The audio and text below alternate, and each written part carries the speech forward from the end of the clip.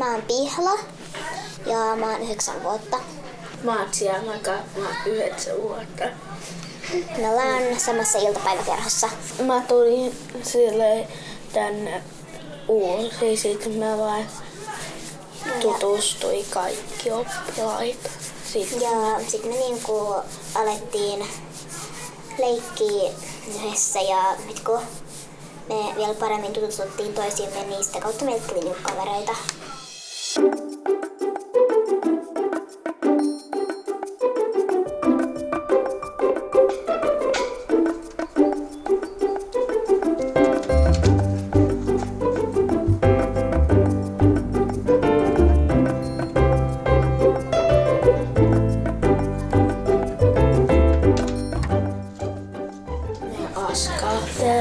Sitten me leikkitään liskoilla ja niinku tuollaisilla leluliskoilla, joille on tehty talot. mitä? Saako tulla tämän teille? Totta kai. Ja sitten tässä on sen tietokone, joka on tulitikkuaskista. Ja tulitikkuaskista myös tehty televisio. Me leikitään piilohippaa ja kirkistä ja piilosta. Ja aika useimmiten niin me leikitään niinku kaikki yhdessä niin hippaa. Ja sitten me leikitään kalliovartija.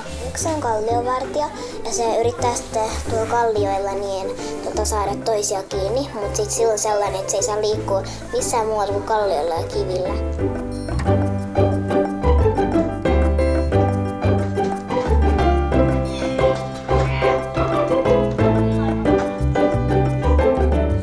Jos vaikka jollakulla toinen vaikka tykkää samanlaista asioista, niin silloin voi helposti niinku ystävystyä sen kanssa ja tehdä sellaista, mistä molemmat pitää.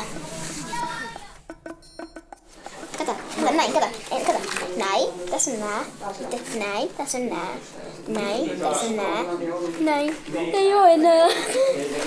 Ainakin mulla on silleen, että mä niinku useasti ystävystyn sellaisten niinku mukavien ja aika niinku vähän sellaisten rauhallisten ja niinku hauskojen tyyppien kanssa.